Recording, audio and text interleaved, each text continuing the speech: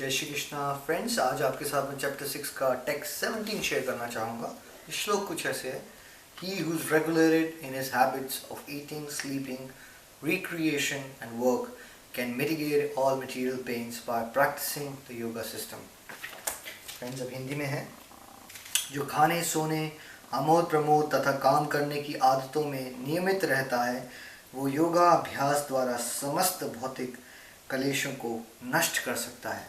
तो फ्रेंड्स, भगवान श्री कृष्ण ने एक्चुअली इसमें एक फॉर्मूला दिया है, एक मैजिक फॉर्मूला, कि लाइफ में इंसान अपने डिस्कम्फर्ट्स या फिर जिसको हम दुख वाला समय कहते हैं, उसको एक्चुअली कैसे घटा सकता है और उससे कैसे बच सकता है योगा अभ्यास से। तो योगा अभ्यास सिंपल वर्ड्स में क्या है फ्रेंड्स? योगा भक्ति स्पिरिचुअलिटी का सिंपल वर्ड्स में मतलब है बैलेंस।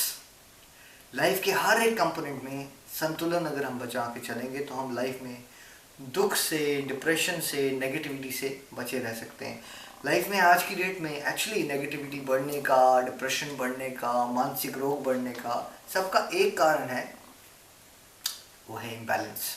तो भगवान श्री कृष्ण ने इस श्लोक में भी, जैसे पिछले श्लोक में भी बैलेंस की इंपॉर्टेंस बताई थी स्पिरिचुअल एडवांसमेंट के लिए, इस श्लोक में भगवान बैलेंस की इंपॉर्टेंस बता रहे हैं लाइफ में एक्चुअली कंफर्टेबल रहने के लिए। जो लोग ये सोच रहे हैं कि ज़्यादा मूवियाँ एक साथ देख लेंगे, ज़्यादा सो जाएंगे, ज़्यादा पार्टीज एक साथ ज़्यादा से ज़्यादा कर लेंगे और वो ज़्यादा खुश हो जाएंगे, फ्रेंड्स, वही माया है। रियलिटी में हैप्पीनेस उसी को मिलती है, कंफर्टेबल वही रह सकता है जो अपनी लाइफ में हर एक एस्पेक्ट में एक डिसिप्लिन से चले। अगर वो सो रहा है तो बॉडी की रिक्वायरमेंट्स हैं 6 आवर्स, 7 आवर्स, 8 आवर्स, सबकी थोड़ी थोड़ी लगे तो वो सोए, ज़रूरी है वो सोना।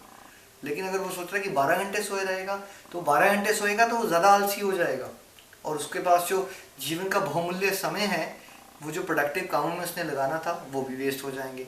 और जो उसके आसपास के लोग हैं, उसकी फैमिली मेम्बर्स, वो भी उससे चिढ़ जाएंगे, इरिटेट हो जाएंगे। तो ये सोने का एग्जाम्पल है। खाने में आपने एक्सेस में खा लिया, खाना शुरू कर दिया, खाना ज़्यादा खाने से क्या होगा? ब्रेन की सप्लाई पेट में चली जाएगी, बासियाँ आ जाएंगी, आप अलर्ट नहीं रहोगे, एक्टिव नहीं रहोगे, लेजीनेस में चले जाओगे। ठीक है, कम खा लिया, कम खाना शुरू कर दोगे तो माल न्यूट्रिशन हो जाएगी।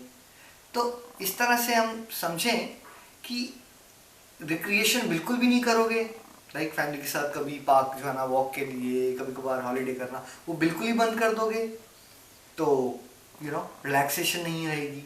तो लेजर भी इम्पॉर्टेंट है, रिलैक्सेशन भी इम्पॉर्टेंट है, वर्क भी इम्पॉर्टेंट है।